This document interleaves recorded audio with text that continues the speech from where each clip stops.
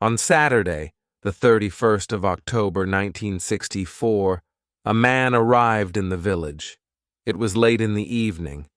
He was looking for somewhere to stay the night. He knocked at a door, and a woman opened it. "Good evening, madam," the man said. "I'm sorry it's so late, but can you help me, please? Is there a hotel in this village? I want to stay here tonight." The woman laughed. "A hotel here in Wood End? No, sir, I'm afraid there isn't." "What a pity," said the man. "I'm a stranger here, and I want to see your village tomorrow." The stranger was very polite. He was tall and had dark hair, and he had strange green eyes. "Perhaps Mrs. Harrison can help you," the woman said. "She has a room. Perhaps you can stay with her. Wait a minute. I'll get my coat, and I'll take you there." The woman took the stranger to Mrs. Harrison's house. Mrs. Harrison gave him a room for the night. He was very glad. It was the last night of October, and it was cold. The next day was Sunday. The man looked around the village. He was very interested in the history of the village. He met some of the villagers and asked them their names, but he did not visit the church. That was unusual. The church in Wood End was the most beautiful building in the village, but the stranger was not interested in it. He did not go to church that night with all the villagers. It was the first Sunday evening of November. When the villagers came out of the church, the man had gone. They had all liked him. The ladies had thought he was very good-looking. A few weeks later, he came back. It was the first Sunday in December. The villagers were coming out of church. It was cold and dark. "Hello," he said. "I'm back again. It's nice to see you all once more." His next words surprised everyone. "Perhaps you can help me," he said. "I'm looking for a house. I want to buy a house here." "Here?" someone said. "But why here? There's no work in Wood End for a young man. All the young people leave the village. They find work in Eny, the nearest town." "I'll get a job somewhere," the stranger said. "Perhaps in Eny." Then one of the villagers told him about old Mr. Smith's house. Mr. Smith had died in the summer. His house was empty. It was for sale. The house was on the corner of Main Street and Church Lane. "I'll ask about the house tomorrow," said the young man. "Perhaps I'll be lucky. Goodbye. I'll see you soon." The villagers watched him leave. They all saw his car. It was very big and luxurious. He looked rich. A few days later, Mr. Smith's house was sold, and in the middle of December, the young stranger arrived. He moved into the house and worked very hard. He fixed the roof. He repaired broken windows. He painted and decorated. He changed the whole house. But there was a big surprise for the villagers on the morning of Monday, the 21st of December. They saw a big sign on the front of the house, and on the sign were these words, "The Corner Shop. Proprietor, Dave Slayton." Chapter 2. The Village Meeting. The villagers could not believe it. A shop in Wood End. Everybody talked about it. There was once a shop in Wood End, but it had closed 20 years ago. Some people wanted the shop, but others did not. The villagers met in the evening in the village hall. Everybody was there. Everybody was interested in the new shop. "The corner shop is a good idea," someone said. "We need a village shop. We won't need to go to Eny then." Mrs. Harrison spoke. She liked the stranger, Dave Slayton. I agree, she said. A village shop is a good idea. It's too quiet here. Woodend needs a shop. Nonsense, said Miss Brown, the village school teacher. Ine is not far away. There are lots of shops there. Soon everybody was shouting. Then Mr. Hart spoke. He was a very big man with a loud voice. Listen, everybody, he shouted. We've never had trouble in this village before. We've always been quiet and happy. Now this shop is causing trouble. Let Mr. Slayton speak. Someone said, It's his shop. Let him speak. Ladies and gentlemen, said Dave Slayton, I don't want to cause any trouble. I'm still a stranger in your village, but I want to be one of you. I want to be your friend. I like the people of Woodend. He smiled, and a few people clapped. They liked him. The corner shop will sell lots of things, he went on. It will sell food and things for the house. Everything will be cheap, I promise. Everybody was listening carefully. And I have another idea, he continued. I'll sell village products. What do you mean by village products? Asked Miss Brown. I'll tell you, Miss Brown, he said. I know that you make beautiful bread and cakes. Miss Brown smiled. Yes, she did make bread and cakes. Everyone knew that. And you, Mr. Hart, I've seen your flowers. You grow beautiful flowers. Now Mr. Hart smiled. Yes, his flowers were beautiful. Everyone knew about them. And Mr. Everett makes pots, someone said. And Mrs. Davis makes dolls, said another voice. And I do paintings of the village, said old Miss Lucy Gray. Yes, said Dave. You can all do something. You villagers are clever. You make lots of things. We can sell them to the tourists in the summer. Woodend can make a lot of money. But what about the money? Said Mr. Hart. How will you pay us? That's a good question, said Dave. And here's the answer. You'll bring your things to me, and I'll sell them for you. I'll keep some of the profit. You'll have the rest. What a good idea, said Miss Brown. Yes, I agree, said Mr. Hart. All the villagers agreed. Everyone in the village was happy with Dave Slayton's plan. The corner shop opened on Monday, the 4th of January, 1965. Soon, the shop was busy, and Dave needed an assistant. The new assistant in the corner shop was Anna. She started work in late January. Chapter 3. The Corner Shop. Dave Slayton kept his promises. Things at the shop were good and cheap. How does he do it? Asked Mrs. Harrison. It's winter, but he's selling lots of fruit and vegetables, and they're cheap. I never go to Ine now. The other villagers agreed. The corner shop was a success, and Dave seemed happy. He paid Anna good wages. Sometimes her friend, P, helped at the shop, and Dave gave him money too. Dave advertised in newspapers, and the village product sold well.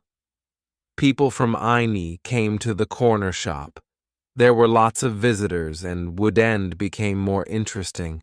The villagers were surprised but pleased. They were making a lot of money. Dave lived alone in a flat above the shop.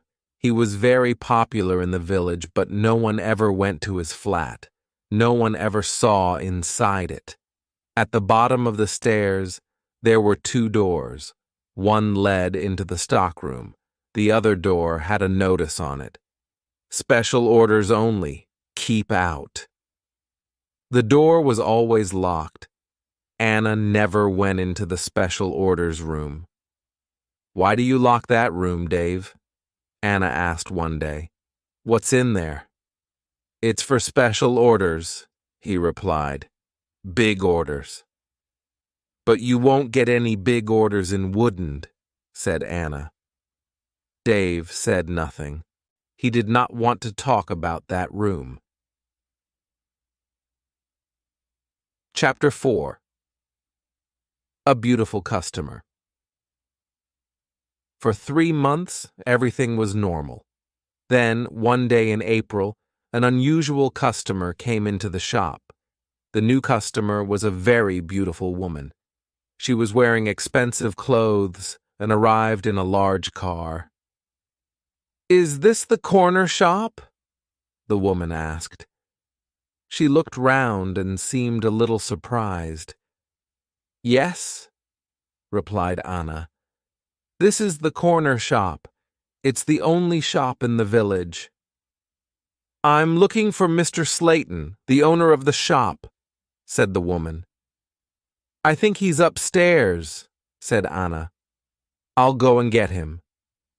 "Does he know your name?" asked Dave from upstairs. "Miss Gordon is here," Anna shouted. "It's Greta Gordon, the film star." "I'm coming," he said, and he came down immediately. "I'm pleased to meet you, Miss Gordon," he said. "Good morning," said Greta Gordon. She and Dave shook hands. She had beautiful hands and was wearing beautiful diamond rings. Anna had never seen so many diamonds before. "Is this where you work, Mr. Slayton?" she asked. Once again she seemed nervous. "Yes," said Dave. "It's a small place, but it's big enough for me. Please follow me, Miss Gordon." Anna was surprised. Dave and Greta Gordon did not know each other. He did not call her Greta, and she did not call him Dave. He seemed to be in a hurry, and she seemed to be frightened. Anna watched them. Dave and Greta Gordon went to the back of the shop and into the special orders room. Greta Gordon was a special order customer. Anna thought that was very strange. She wanted to tell someone about Greta Gordon. Anna loved films. She wanted to tell Peter about the film star, but she had to stay in the shop. 10 minutes later, Greta Gordon came out of the special orders room. Dave went straight upstairs, and Greta Gordon came to the front of the shop. The film star looked terrible. She was pale. She was crying. Her eyes were red with tears. "What's wrong?" asked Anna. "Can I help you, Miss Gordon?" "No, thanks, I'm all right," said Greta Gordon. "Do you want to sit down?" said Anna. She got a chair, and the film star sat down. "Shall I get the doctor?" asked Anna. No, said Greta. "Please, tell no one about my visit here. Please tell no one." Anna was disappointed. She wanted to tell everyone about Greta Gordon. She wanted to tell everyone about her famous customer. "I want to give you something," said Greta Gordon. "Here's a photograph of me. I'll sign it." She signed the photograph and gave it to Anna. "Please keep this," said Greta. "And please keep our secret. Please don't tell anyone." "All right," said Anna. "I promise." The film star kissed Anna. She held Anna's hands. What a beautiful woman, thought Anna, and what beautiful hands. Then Anna noticed something. The diamond rings were gone. Chapter 5. A Page in Film News. Dave never talked about Greta Gordon. He never talked about her visit to the corner shop. One day, Anna asked him about the film star. "How do you know Greta Gordon?" said Anna. "Is she a friend of yours?" "I don't want to talk about her," Dave replied. "She was a special order customer. Don't ask any more questions about her, Anna." So Anna did not ask any more questions. She did not ask about Greta Gordon's special order, and she did not ask about the rings. Anna kept her promise. She never told anyone about the film star. Soon, it was spring. Anna and Dave were busy. Mr. Hart brought lots of flowers to the corner shop, and Anna sold them to the tourists. There were lots of tourists that year. In May, Peter asked Anna to marry him. She said yes. They became engaged. They planned to get married in the following year. Now they needed money, so they worked hard and they saved. They were very much in love. On Saturdays, Peter played football or cricket, and Anna often went to the cinema in Aini. He enjoyed sports, and she loved watching films. One day, Anna was reading Film News. This was a magazine about film stars. She turned the pages. There was a picture of Greta Gordon. Anna was pleased. What a surprise! The beautiful woman was going to be in a big film. And now Greta Gordon had the star part. Anna wanted to tell Peter about Greta, but she kept her promise. She did not tell anyone, but she did show Film News to Dave Slayton. "Look, Dave," she said, "here's a story about Greta Gordon. Isn't it great? She's got the big part in Beautiful Woman." Dave looked at the magazine. "Greta Gordon will star in Beautiful Woman," he read. "The star of Beautiful Woman was Joanna Lee, but Miss Lee has broken her arm." "I don't know what happened," said Miss Lee. "I was in my bedroom. I slipped and fell." Greta Gordon will now be the star of Beautiful Woman. "I'm so lucky," Greta told us yesterday. "I've always wanted the part. I can't believe it." "I don't know anything about films," he said. "Is Greta Gordon a big star?" Anna laughed. "Big star? Yes, she is. She's terrific." Dave didn't seem interested. "I hope she's happy with her big part," was all he said. Chapter 6. A Quick Kid. Summer tourists were arriving in Wood End. The weather was beautiful, and the shop was doing well. But Anna was not very happy.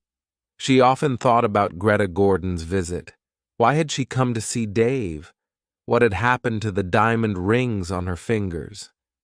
There was another problem. Anna loved Peter, and she was going to marry him. But she liked Dave too. Dave was older, but she liked him. All the women liked him, but Anna was very close to him. All day in the daytime, Anna was with Dave. In the evening, she was with Peter. Anna was living two lives. One life was with Dave, the other life with Peter. Then one Friday, Dave surprised Anna. "What are you doing tomorrow?" he asked her. "Would you like to spend the day with me? We can go anywhere you like. We can go in my car." "I'm sorry, Dave," said Anna, "but Peter wouldn't like it." "Don't be silly," said Dave. "We won't go far. I'll close the shop at lunchtime, and we can go to Aini." Anna wanted to go with Dave, but she was worried about Peter. "Don't worry about Peter," said Dave. "He's always busy on Saturday." Anna thought for a moment. "All right," she said. "You take me to the best cinema and to the best restaurant. Then I'll come with you." "Of course," laughed Dave. "Anything you want, Anna." So the next afternoon, Dave and Anna went together to Aini. They had a good time. Dave bought Anna a new expensive dress. Then they went to a cinema, and afterwards to a restaurant. Peter played cricket that Saturday. He never knew about Anna's day with Dave. He was playing in another village and returned to Woodend very late. Dave and Anna were also very late. Dave stopped his car near the corner shop. The night was warm. "Thanks, Dave," said Anna. "It was a lovely day." "I enjoyed it too," said Dave. He put his arm around her shoulders and kissed her. It was a quick kiss, but for Anna, it was wonderful. Chapter 7. Another Special Order. The summer passed and the corner shop was always busy. Sometimes Dave opened the shop on Sundays too. Anna earned a lot of money. Everyone thought that she was happy, but life was difficult for her. She liked Dave. He was her boss and older than her. But Peter was her fiancé, and he was about the same age. Dave was quite rich, but Peter had no money. Dave bought Anna clothes and took her out. Peter did not buy her clothes and never took her anywhere. He was more interested in football. Anna did not like football. Now it was September. Peter played football every Saturday. One Saturday, there was a big football match on television. Mr. Hart had the biggest television in the village and invited some people to his house. He invited Peter and Anna. On Friday, the day before the match, Anna was working in the shop all day. At 5:00, she locked the shop door. 2 minutes later, the bell rang, and Anna went to the door. There was a young man outside carrying a small case. "Hello," she said. "Can I help you?" "I hope so," said the young man. "I want to see Mr. Slayton." "I'm afraid the shop is closed now," said Anna. "We're open tomorrow morning." "But I've got an appointment," said the young man. Then Dave spoke behind Anna. "Yes, I've been waiting for you," said Dave. "You're late." "I'm very sorry, Mr. Slayton," said the young man. "Never mind," said Dave rudely. His rudeness surprised Anna. The young man seemed afraid. "But can you see me now?" he asked. "Yes," said Dave. "Come in." Dave turned to Anna. "Anna, it's after 5:00. You can go home now." "I won't be long," said Anna. Dave was angry. "Hurry up and go home," he said. But Anna wanted to stay. She wanted to know about the young man. The young man followed Dave to the back of the shop and into the special orders room. Another special order. Another special customer. Anna waited, but soon it was 5:30.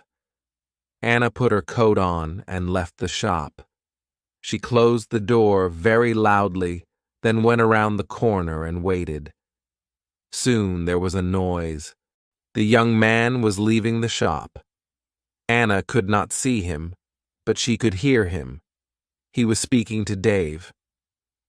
"Are you sure?" said the young man. "What do you mean?" asked Dave. "Is this the only way?" said the young man.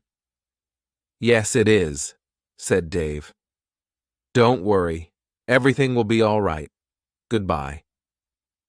Anna heard the shop door close.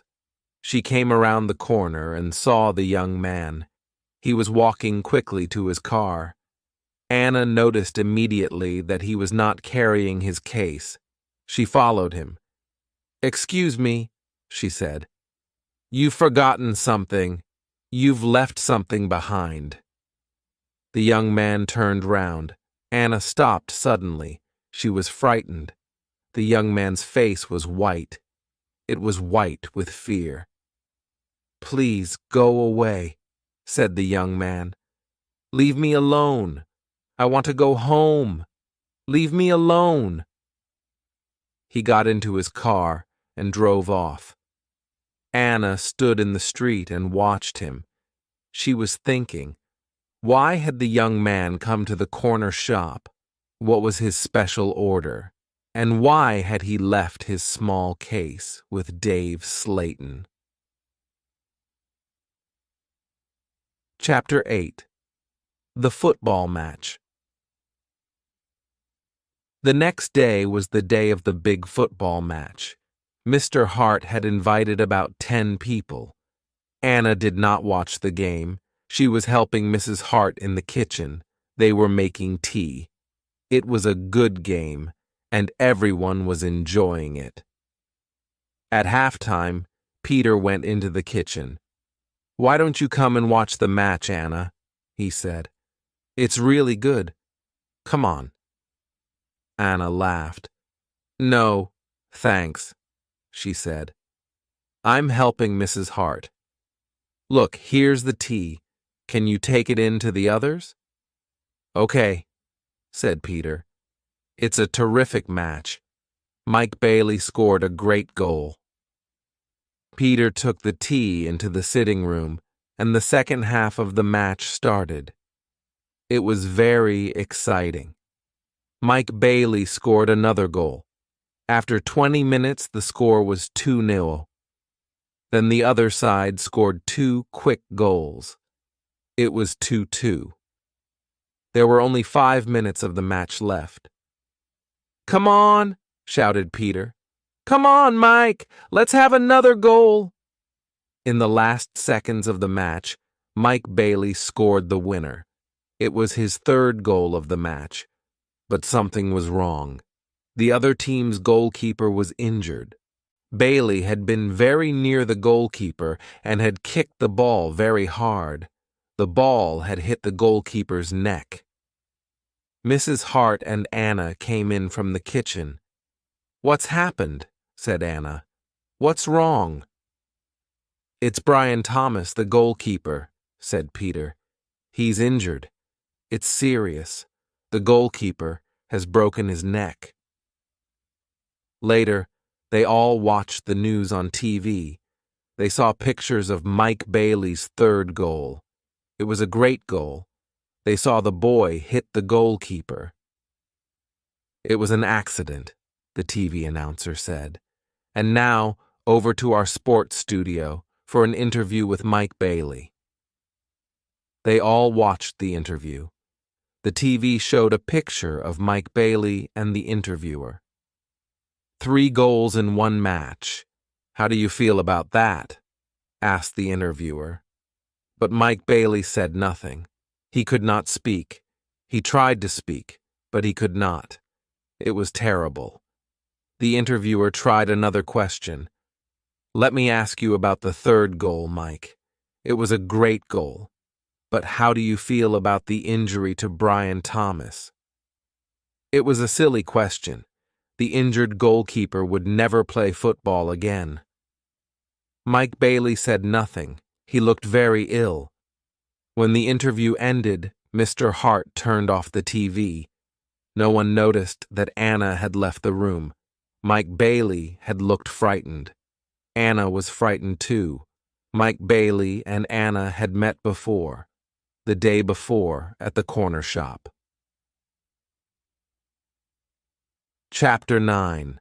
A Secret Weekend. Anna did not know what to do. She was only 17, but sometimes she felt much older. She wanted to ask Dave about Mike Bailey and Greta Gordon. She wanted to know about special orders. She decided to wait. One day, Dave and Anna were alone in the shop. "How's Peter?" asked Dave. "He's fine, thanks," said Anna. Dave smiled. "Is he still playing football?" "Of course he is," said Anna. Dave laughed. "You don't see him very much, do you, Anna? I see him 3 or 4 times a week." "What about weekends?" Dave asked. Anna replied quickly, "I don't see him much at weekends. He plays football." "When are you getting married?" asked Dave. "I don't know," she replied. We haven't decided yet, perhaps next year. That's a long time, Dave smiled at Anna. Anna felt afraid, but she also felt excited. She didn't know why. Sometimes you're bored, Anna, aren't you? Said Dave, looking into her eyes. Yes, said Anna. That's true. Why don't you come away with me for a weekend? Said Dave. We can go to London. A weekend in London? Anna had only been to London once for a day. Anna was excited but also afraid. I don't know, she said. I must think of Peter. Forget him, said Dave. He'll never know. Come with me, and we'll go to the best shops. We'll go to the best cinema. Will you come with me? Anna said nothing. Suddenly, she had an idea. She looked at Dave. Perhaps I'll come with you, she said. Good, said Dave. That's great, but first, said Anna, I want to ask you something. What do you want to know? He said quietly. I want to know about your special orders, said Anna. Very clever, said Dave. You're a village girl, but you're very clever, Anna. Village girls aren't stupid. Now tell me about your special orders. Then I'll come to London with you. Dave was angry. One question. You can ask me one question, he said quickly. Anna asked, Why do people come to see you? Dave thought about his answer. He spoke quietly. They come for help, he said. They need help. And I sell help to them. That's all. Anna didn't understand. What sort of help? She asked. One question, shouted Dave. I've answered your question, Anna, no more. She and Dave had made an agreement. Anna had asked her question. Dave had answered it. Dave had invited Anna to London for the weekend, and Anna went with him. Chapter 10. A Quarrel. Anna enjoyed the weekend. They arrived in London late on Friday evening and stayed at a big hotel. On Saturday, they went shopping, and in the evening, they went to a cinema. On Sunday, they went to a park. They came back to Woodend on Sunday evening. It was the last Sunday in September. On Monday, Anna went to the shop. It was not so busy now. Summer was over. Most of the customers were villagers. It was a cold autumn. On Monday evening, Peter came to see Anna. Hello, said Anna. Did you win on Saturday? No, said Peter. We didn't win, and I didn't play. Anna was surprised. You didn't play? Why not? What was wrong? I didn't feel very well on Saturday morning, said Peter. I stayed in Woodend. I was in the village all weekend. Anna's face was red. Her voice was quiet. Are you feeling better now? She asked. No, said Peter. And you know why? Anna tried to look surprised. Me? She said. Me, said Peter. You know what's wrong. It's you and Dave Slayton. What do you mean, me and Dave Slayton? Said Anna quickly. You went away with him on Friday evening, said Peter. Someone saw you in Dave's car. Anna tried to explain. Oh, it's nothing, she said. Dave and I went. Shut up, said Peter. I don't want to know, Anna. Don't talk about it. But Peter, said Anna. Peter didn't listen. I know he's got a lot of money, he said. He can take you to places. He's from a big city. I'm a poor village boy, Anna. But you must choose. You must choose between Dave and me. You can't have both of us." "I know that, Peter," said Anna, "and I don't want both of you. But listen, Peter, I want to tell you about Dave. There's something very strange about him." "Dave! Dave! Dave!" Peter shouted.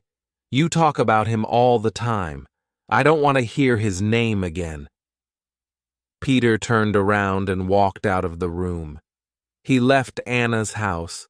Now Anna was alone. She was very unhappy. She wanted to talk to Peter. She wanted to tell him about Dave. She wanted to tell him about Greta Gordon and about Mike Bailey. But Peter had left her. Chapter 11. Arthur Risman. It was October. It was cold and wet. Anna was not very busy at the shop. She was very unhappy. She was a different girl. She seemed older. She didn't go out much. She looked ill. Most of the villagers knew that Anna had quarreled with Peter. They also knew that she had been to London with Dave, but no one was able to help Anna. She did not talk to anyone. Before, she had been a happy, smiling girl. Now she was sad and lonely. She went to the shop every day. She was waiting for another special customer. Anna did not wait long. It was the middle of the month. Anna was alone in the shop. It was almost lunchtime. A middle-aged gentleman came in. He was a big man with a very large mustache. He was well dressed and was carrying a large briefcase. "Good morning, miss," he said politely. "Good morning, sir," said Anna. "Can I help you?" Anna was very polite, too. She was interested in this man. "I'm looking for Mr. David Slayton," the man said. Anna smiled. "Are you a salesman?" she asked. She knew that he was not a salesman. He didn't look like a salesman, but she wanted to talk to the man. The man smiled. "Yes, I am a salesman," he said. That was not true. Anna knew that the man was lying. Then she said, "Perhaps I can help you, sir. I usually speak to the salesman." She looked at the man's case. It had the letters ARICS printed on it. "Thank you," said the man very politely. "But I have a private appointment. I've come from London, and I must see Mr. Slayton." "I'm sorry," said Anna. "He's very busy at the moment, but I'll tell him you're here. What's your name, please?" The man smiled. "Roberts," he said. "Arthur."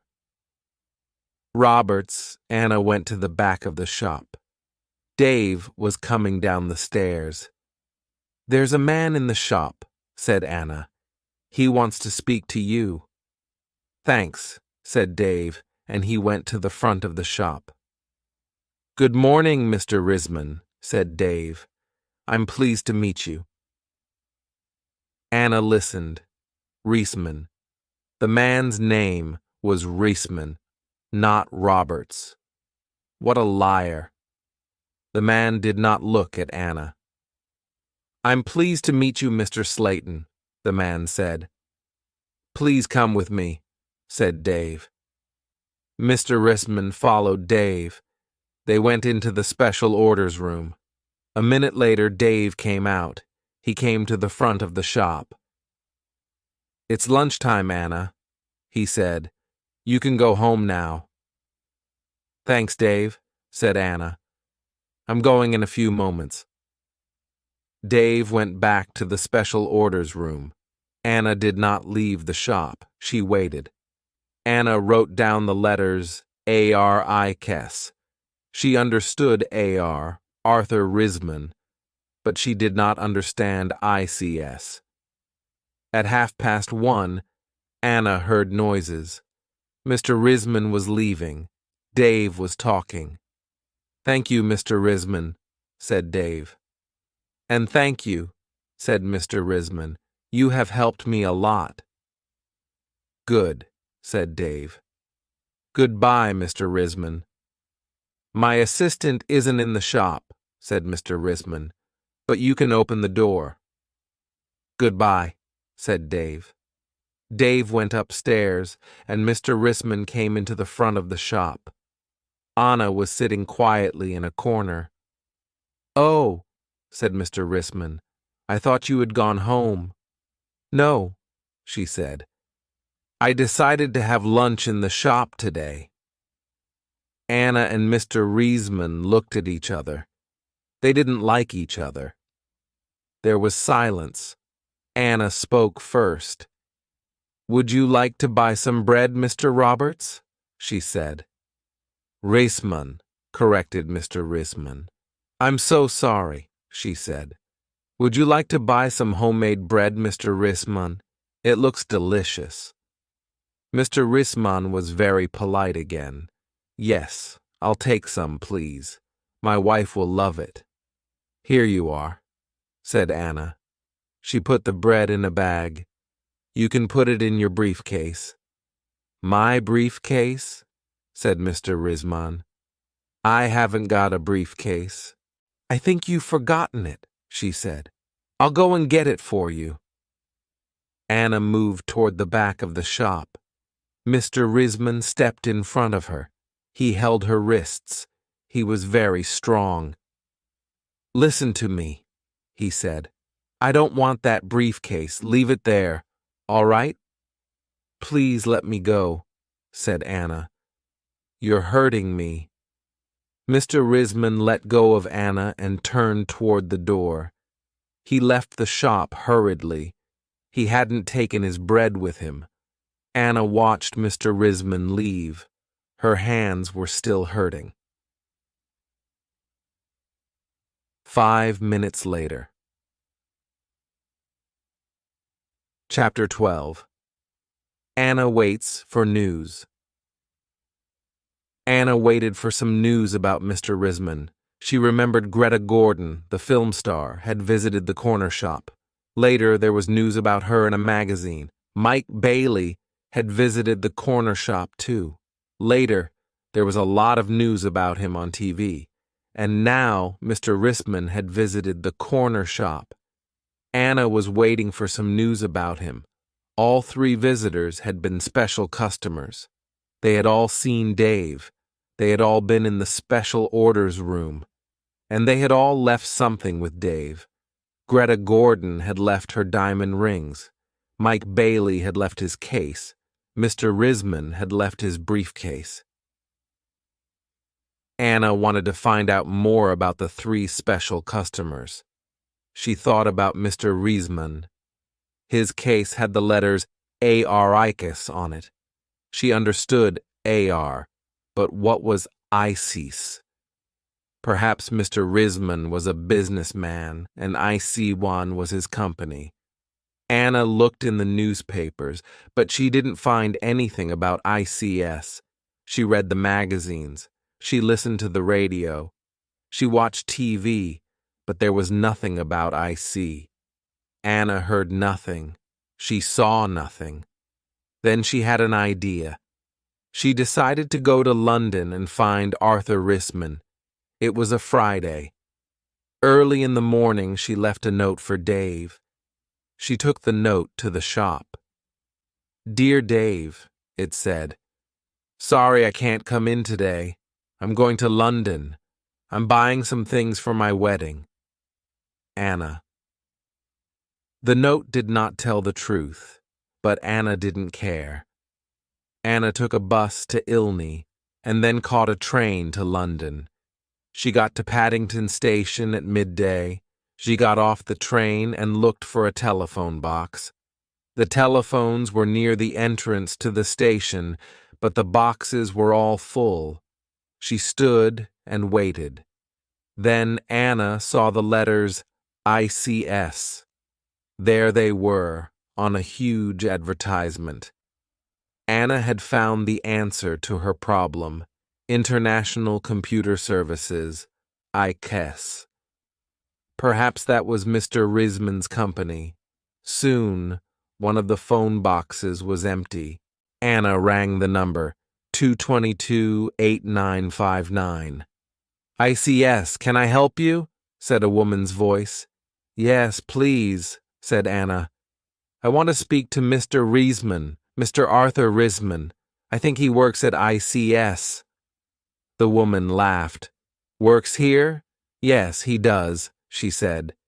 He's the vice chairman of the company. Wait one moment, please. I'll get his secretary. Then there was another woman's voice on the phone. Mr. Risman's secretary, can I help you? Yes, please, said Anna. I'd like to speak to Mr. Risman. Who's calling, please? Mr. Risman doesn't know my name, Anna replied. Is Mr. Risman expecting your call? The secretary asked. No, he isn't, said Anna. I'm afraid he can't speak to you now, said the secretary. He's at a meeting, and he's flying to Switzerland in an hour's time. But I must speak to him for a few minutes, said Anna. The secretary became annoyed. That's impossible, she said. But I can take a message. No, thanks, said Anna. I'll call again next week. Will Mr. Risman be back then? Yes, he will, replied the secretary. Goodbye. And she put the phone down. Anna had found Mr. Risman's company, but she hadn't spoken to him. Anna spent the afternoon in London. She went to see a film. Then she had tea in a small cafe near Paddington Station. Her train left London at 6:30. She bought an evening newspaper and got on the train. Anna was tired, but she felt happy. After a few minutes, she looked at her newspaper. Anna was waiting for some news. There it was, on the front page. Private plane crash near London.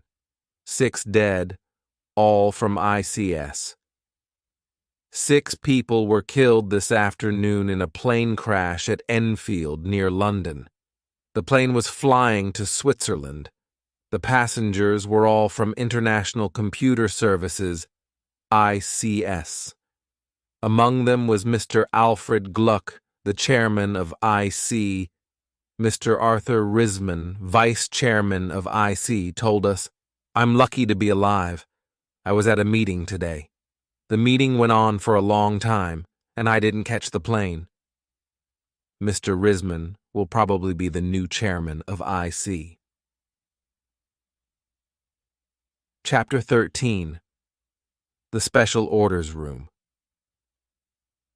Anna got home about 10:00. She turned on the radio and listened to the news. The chairman of IC was dead, and Mr. Risman was the new chairman.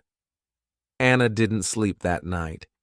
She was thinking about Dave Slayton and the special orders.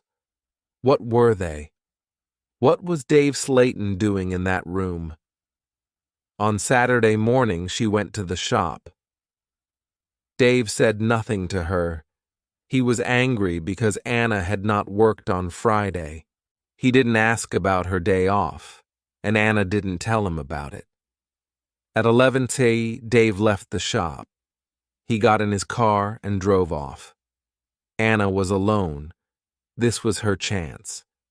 She went to the back of the shop and turned the handle of the locked door, but the special orders room was not locked.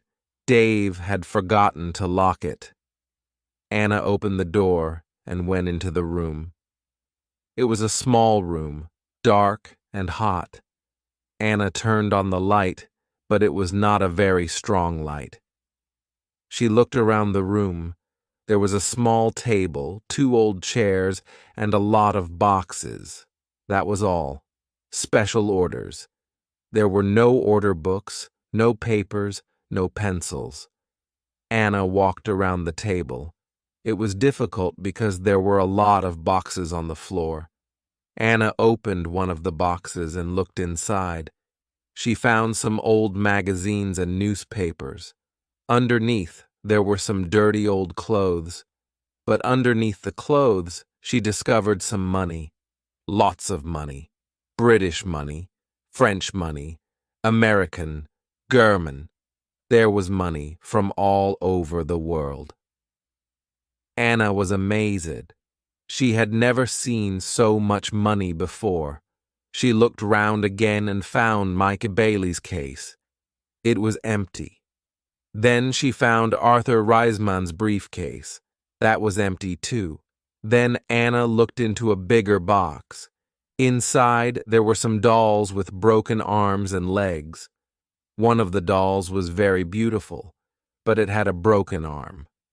Anna put it on the table. Then Anna found a book about football. Inside, there were some pictures of footballers, but the pictures were all torn.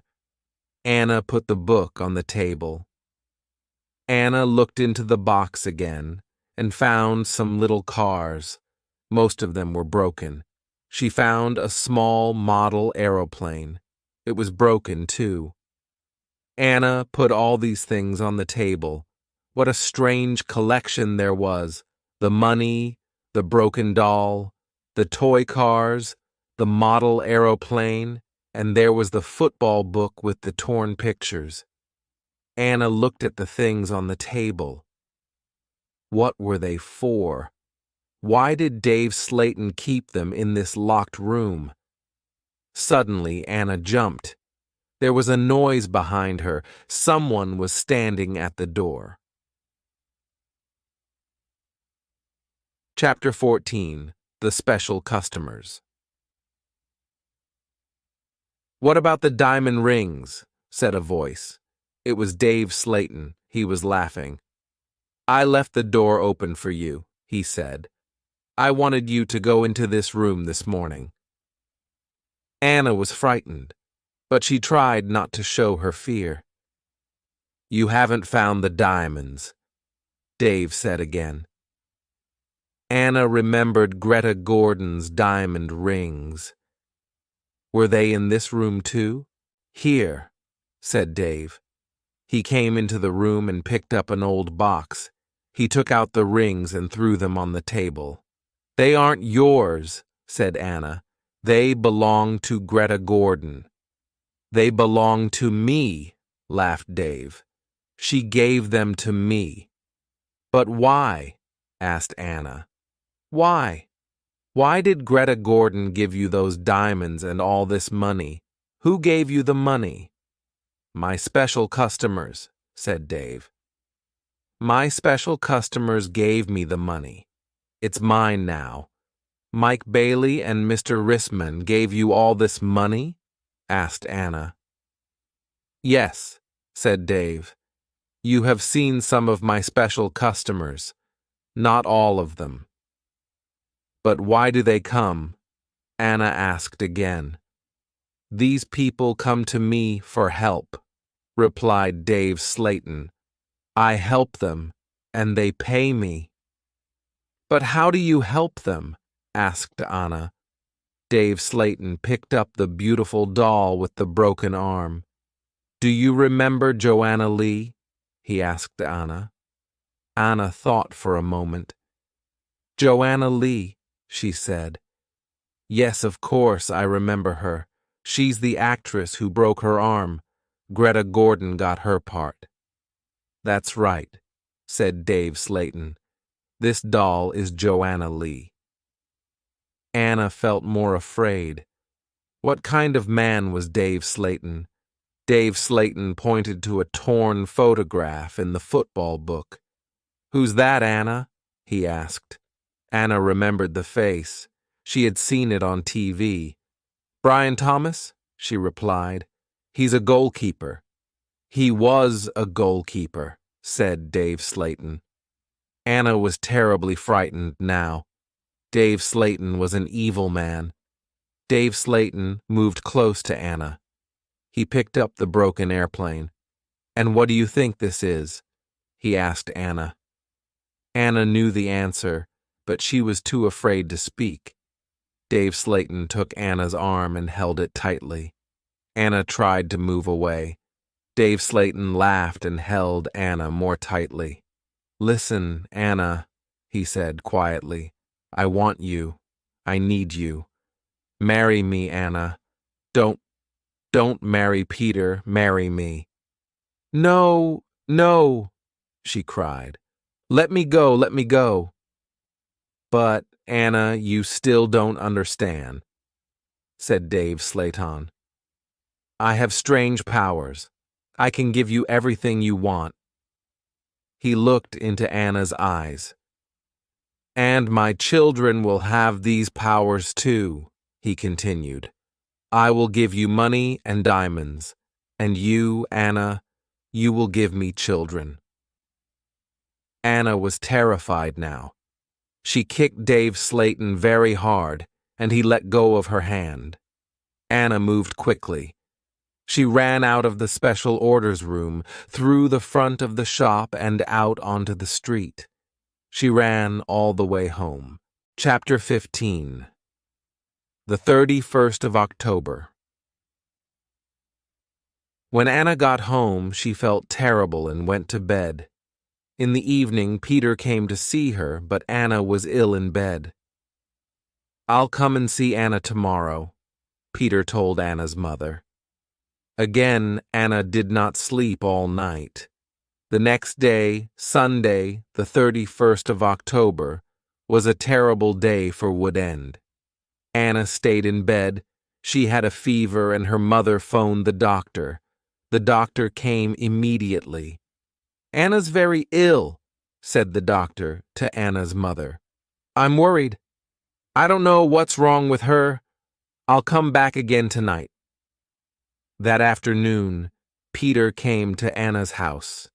He tried to speak to Anna, but she was too ill. He sat quietly beside her bed. At about 7 horas, Peter heard shouting in the street. He went to the window and looked outside. People were running and shouting, "Ha, fire! Fire! Fire!" "There's a fire at the corner shop." Peter ran out of Anna's house and into the street. There was a big fire on the corner. The shop was in flames. Nobody could see Dave Slayton. "His car is here," said Mr. Hart. "Dave must be inside."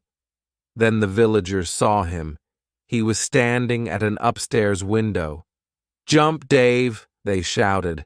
"Jump, save yourself." But Dave did not move. He was standing at the window and he was laughing. Some of the women in the street started screaming. Mr. Hart tried to run into the shop, but the others pulled him back. Flames were leaping up from the shop. The flames reached Dave Slayton. The villagers saw that he was still laughing. That was the last time they saw him.